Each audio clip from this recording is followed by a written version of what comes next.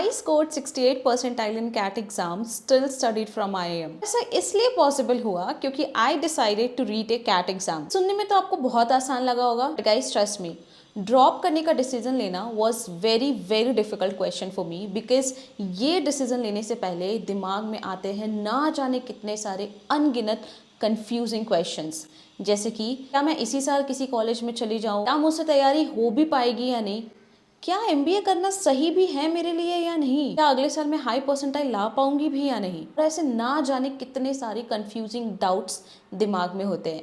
ये बिल्कुल ऐसा फील होता है कि आप किसी डेड एंड पे खड़े हो और आगे आपको कुछ समझ नहीं आ रहा कि अब आगे करना क्या है, कहाँ जाना है। ये सारा डिलेमा हो भी क्यों ना। कैट एग्जाम आपको एक गेटवे देता है प्रॉमिसिंग करियर के लिए, एक फाउंडेशन सेट करता है। In this video I am going to share how I decided to retake CAT exam, and also जो भी स्टूडेंट ये वीडियो देख रहे हैं, मैं बहुत हद तक कोशिश करूंगी आपको ये हेल्प करने में कि what is going to be the next step for you and what is best for you. So guys, इस पूरे वीडियो को मैंने 5 एस्पिरेंट्स के हिसाब से डिवाइड किया है, एंड एक एक करके मैं सारे एस्पिरेंट को क्या करना चाहिए वो भी बताऊंगी, एंड साथ में मैं सारे एस्पिरेंट के लिए एक बोनस टिप भी दूंगी which is going to help you a lot. Those who do not know me, my name is Anshika Singh and I completed my MBA from IIM Mumbai and currently I'm working at Amazon as a program manager. If you have decided to retake the CAT examination, so अभी से लेकर के CAT आने में approximately 10 to 11 months का time है। इस time frame पे you are going to need a proper guidance. Let's give a shout out to the partner of this video and that is physics वाला। 42 students have scored more than 99 percentile in CAT 2024 and 900 student से भी ज्यादा ने 90 percentile score किया है। On the occasion of Republic day, physics वाला के सारे कोर्सेज आपको अप टू 59% का डिस्काउंट मिलने वाला है, and this offer is valid till 28th of January। MBA वाला के लिए 2 कोर्सेज हैं, first is MBA pioneer 2025 and second is MBA pro 2025। MBA pioneer 2025 is for CAT exam plus other management entrance exams. Course का original price है 17,999,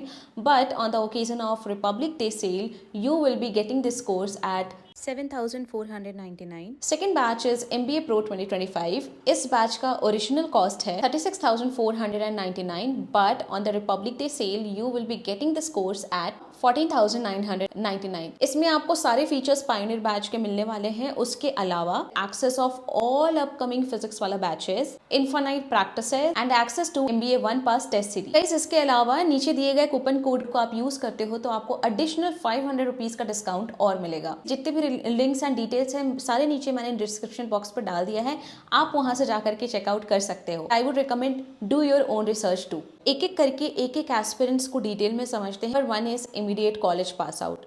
सो ये वो student है जिन्होंने ईयर 2024 में अपना ग्रेजुएशन कंप्लीट किया है। ईयर 2025 जब आप कैट एग्जाम को लिखोगे तब तक ऑलरेडी आपका 1 साल का करियर गैप होगा, एंड ट्रस्ट मी, 1 साल का करियर गैप बहुत ज़्यादा मायने नहीं रखता है। आपके लिए सबसे बड़ा क्वेश्चन इस टाइम पे ये है, सिंस आपके पास अभी बहुत टाइम है, तो सबसे पहले यू हैव टू एनालाइज कि क्या आप जो बनना चाहते हो, जो ड्रीम अचीव करना चाहते हो, MBA is the only way. And ये एनालाइज करना कि क्या आप किसी पीयर प्रेशर में आकर के तो ये डिसीजन नहीं लिया है। जब तक आपका खुद का इंटरेस्ट, खुद का मोटिवेशन नहीं होगा, ये एग्जाम को क्रैक करना बहुत ज्यादा डिफिकल्ट हो जाएगा। क्या अगर आप तैयारी करोगे तो आपसे ये निकल भी पाएगा या नहीं। And the best way to do is analyse your profile. आपके 10th 12th ग्रेजुएशन के मार्क्स कितने हैं आपके प्रोफाइल में, you know what all achievements you have, and उसके बेसिस पे कौन से कॉलेजेस को आप टारगेट कर सकते हो, एंड उस कॉलेज में जाने के लिए क्या जो परसेंटाइल लाने के लिए मेहनत और डेडिकेशन की ज़रूरत है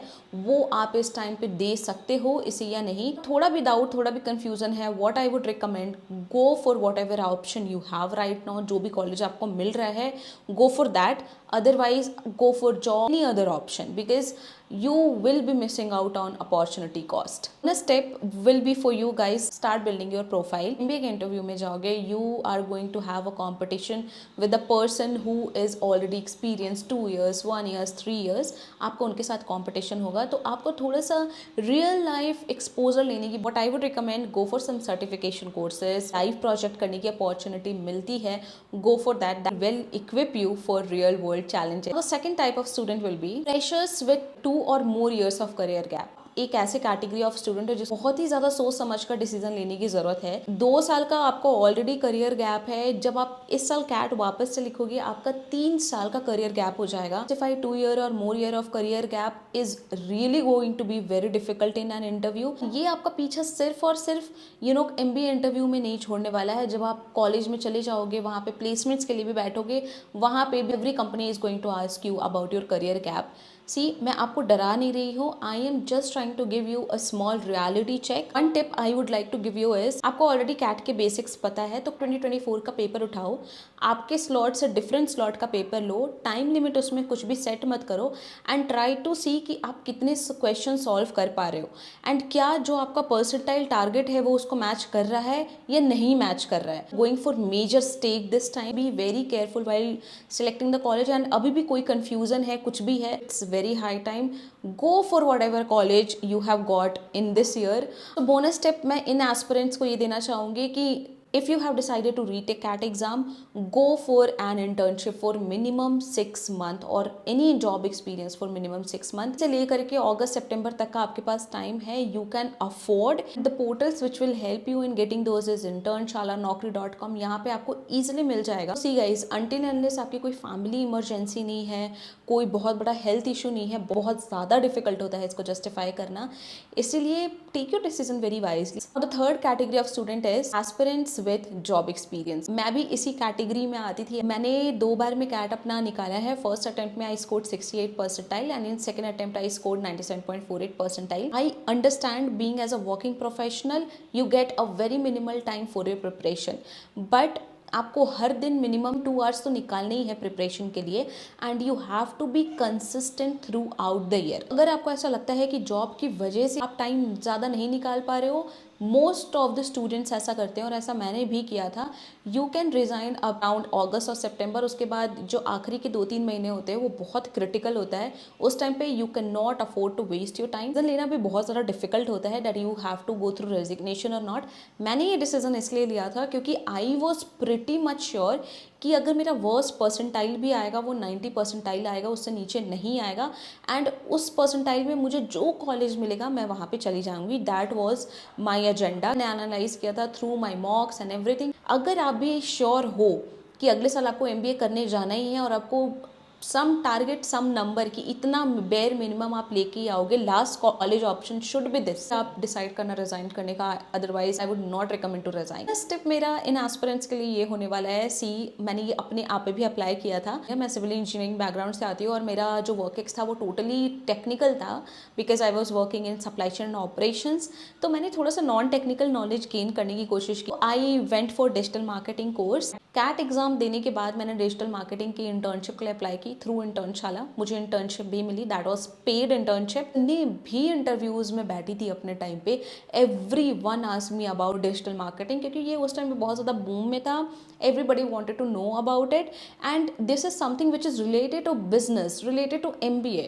तो एक्चुअली इसने मुझे बहुत ज़्यादा पुश दिया था। तो try to diversify your CV base. Fourth category of student है aspirants having more than 3 year work ex. So guys, अगर आपका 3 साल का ऑलरेडी वर्क एक्स है, साल कैट एग्जाम वापस से लिखोगी तो आपका टोटल 4 ईयर का पूरा वर्क एक्स हो जाएगा।